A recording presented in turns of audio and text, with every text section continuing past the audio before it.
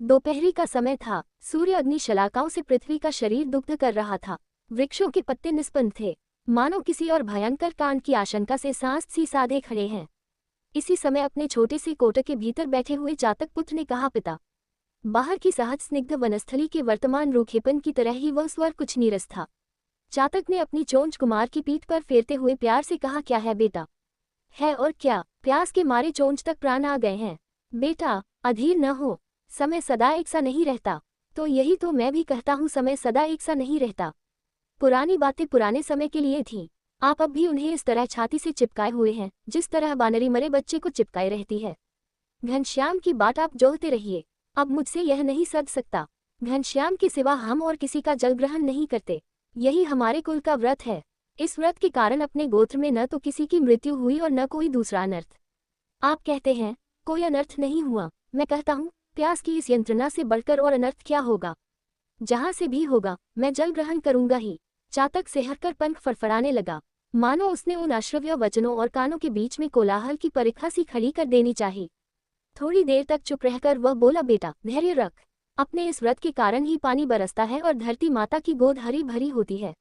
यह व्रत इस तरह नष्ट कर देने की वस्तु नहीं। लाडले लड़के ने कहा, व्रत पालन करते हुए इतने दिन तो हो गए, पानी का कहीं चिन्ह तक नहीं है। गर्मी ऐसी पड़ रही है कि धरती के नदी नाले सब सूख गए। फिर सूर्य के और निकट रहने वाले आकाश के मेघों में पानी टिकी कैसे सकता है। बेटा, पृथ्वी का ये निर्जल उपवास है, इसी पुण्य से उसे जीवन दान मिलेगा। भोजन का पूरा स्वाद और पूरी तृप्ति पाने के लिए थोड़ी सी क्षुधा सहन करना अनिवार्य ही नहीं, आवश्यक भी है। पिताजी, मैं थोड़ी सी क्षुधा से नहीं डरता, परंतु ये भी नहीं चाहता कि क्षुधा ही क्षुधा सहन करता रहूं। मैं ऐसा व्रत व्यर्थ समझता हूँ। देवताओं का अभिशाप लेकर भी मैं इसे तोड़ूंगा। घनश्याम को भी तो सोचना चाहिए था कि उनके बिना किसी के प्राण निकल रहे हैं। आदमी ने मेघों पर अविश्वास करके कृषि की रक्षा के लिए नहर, तालाब और कुओं का बंदोबस्त कर लिया है। कृषि ने आपकी तरह सिर नहीं हिलाया कि मैं तो घनश्याम के सिवा और किसी का जल नहीं छूंगी। हमी क्यों इस तरह कष्ट सहें? आप चाहे रखें या छोड़ें, मैं ये झंझट न मानूंगा। चातक ने देखा मामला बेभुआ चाहता है, यह इस तरह न मानेगा। कहा, ये बताओ तुम जल कहाँ से ग्रहण करोगे? चातक पुत्र चुप, उसने अभी तक इस बात पर विचार ही नहीं किया था। वह सोचता था, जिस प्रकार लाखों जीव जंतु जल पीते हैं उसी प्रकार मैं भी पीऊंगा, परंतु वह प्रकार कैसा है यह उसकी समझ में न आया था। लड़के को चुप देखकर पिता ने समझा, कमजोरी यही है। वह जानता था कि कमजोरी के ऊपर से ही आक्रमण करना विजय की पहली सीढ़ी है। बोला, चुप कैसे रह गए?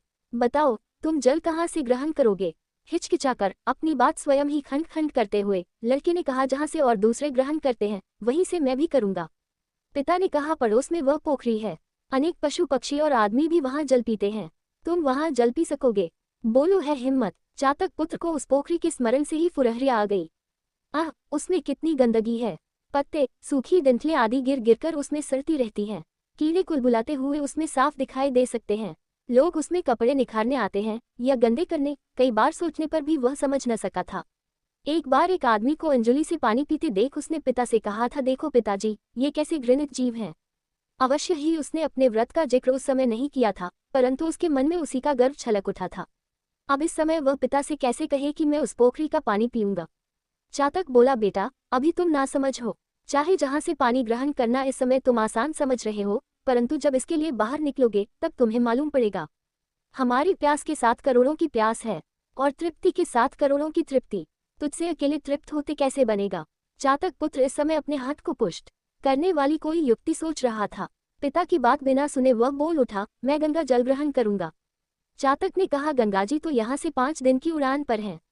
तू नहीं मानता तो जा, परंतु यदि तूने और कहीं एक बूंद भी ली तो हमें मुंह न दिखाना। चातक पुत्र प्रणाम करके फर्रा से उड़ गया। कुटीर बुधन का कच्चा खपरेल घर था, छोटी छोटी 2 कोठरियां, फिर उन्हीं के अनुरूप आंगन और उसके आगे पौर।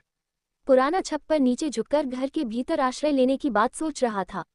जीर्ण शीर्ण दीवारें रोशनदान न होने की 7 दरारों के दत्तक से पूरी किया चाहती थी। उस घर में और कुछ हो या न हो, आंगन के बीच चातक पुत्र के विश्राम करने योग्य नीम का एक वृक्ष था। तीसरी उड़ान की थकान मिटाने के लिए वह उसी पर उतरा। नीम की स्निग्धता तथा सघनता ने चातक पुत्र को अपने निजी सहकार की याद दिला दी। विश्राम पाकर भी उसके जी में एक प्रकार की व्याकुलता उत्पन्न हो गई। पकी निबोरी की तरह उस वेदना में भी कुछ माधुर्य था। नीचे वृक्ष की छाया में बुधन लेटा हुआ था। अवस्था उसकी 50 के ऊपर थी, फिर भी अभी कुछ दिन पहले तक